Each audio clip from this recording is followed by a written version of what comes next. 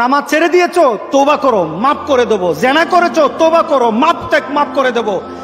আকাশ সমান গুনাহ করেছো, তওবা করো, মাফ করে দেবো। আল্লাহু আকবার। শুধু তাই নয়, আল্লাহ বলেন, বান্দা যখনই তওবা করবি তোরে আমি পছন্দ করি। আল্লাহর রাগ যেন আমাদের মধ্যে চলতে না থাকে, আল্লাহর রাগকে কমাতে হবে। আল্লাহর রাগকে আমাদেরকে কমাতে হবে।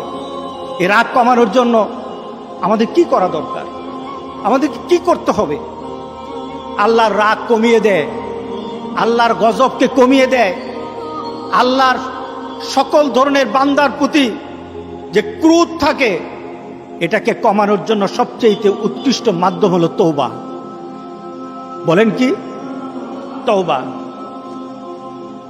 তওবার মাধ্যমে আল্লাহ সুবহানাহু ওয়া তাআলা আমাদেরকে পছন্দ করেন। যেমন আল্লাহ সুবহানাহু ওয়া তাআলা সূরা বাকারার 222 নম্বর আয়াতে বললেন, ইন্নাল্লাহা ইউহিব্বুত তাওয়াবিন ওয়া ইউহিব্বুল মুতাতাহহিরিন। আল্লাহু আকবার, আল্লাহু আকবার। আল্লাহ বলতেছেন, বান্দা যদি আমার কাছে তওবা করো আমি তোমারে ভালোবাসি। যদি আমার কাছে তওবা করো, তোমার গুনার জন্য তওবা করো, নামাজ ছেড়ে দিয়েছো, তওবা করো, মাফ করে দেবো। জেনা করেছো, তওবা করো, মাফ করে দেবো। আকাশ সমান গুনাহ করেছো, তওবা করো, মাফ করে দেবো। আল্লাহু আকবার। শুধু তাই নয়, আল্লাহ বলেন, বান্দা যখনই তওবা করবি তোরে আমি পছন্দ করি। এত গুনাহ করার পর তুই যখন আমার সাথে তওবা করবি আমি তোরে পছন্দ করি।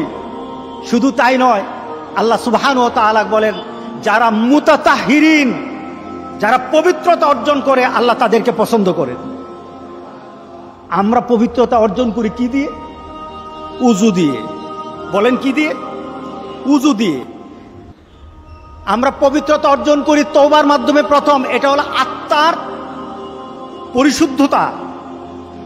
আপনার দেহকে পরিশুদ্ধ করতে হবে, আত্মাকে পরিশুদ্ধ করতে হবে। আপনার আত্মাকে পবিত্র বানাবেন। আত্মাকে পবিত্র বানাতে হলে তওবা লাগবে। এটা পানি দিয়ে হবে না, মাটি দিয়ে হবে না। আপনার আত্মাকে যদি পবিত্র করতে চান তাহলে তওবা লাগবে। কি লাগবে? তওবা। এবার আত্মার পবিত্রতা হলো তওবা দিয়ে। এবার দেহ পবিত্র করবেন। আমার মাবুদ আমাদের প্রতি রাগ করে আছে, আমাদের মাবুদ আমাদের প্রতি রাগ করে আছে। আমাদের মাবুদকে আমাদেরকে সন্তুষ্ট করতে হবে। আমরা আমাদের মাবুদকে রাজি করতে হবে। আমরা তওবার মাধ্যমে আল্লাহকে রাজি করতে আর চেষ্টা হব।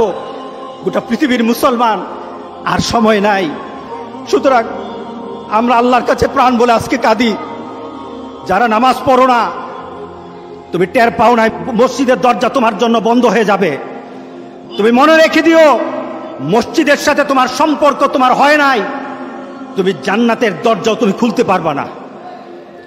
তুমি এখনো বেনামাজি, এখনো সকালবেলা তুমি ঘুমাও, এখনো তুমি আল্লাহকে ভুলে আছো, এখনো তোমার কাছে তওবার কথা তোমার চিন্তাতে আসে নাই। তুমি অনেক কিছু হতে পারো, তুমি মুসলমানের কাতারে থাকবা না।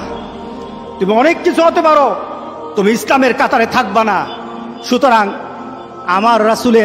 আমার রাসূলের কথা হলো, তওবা তো তখন পর্যন্ত।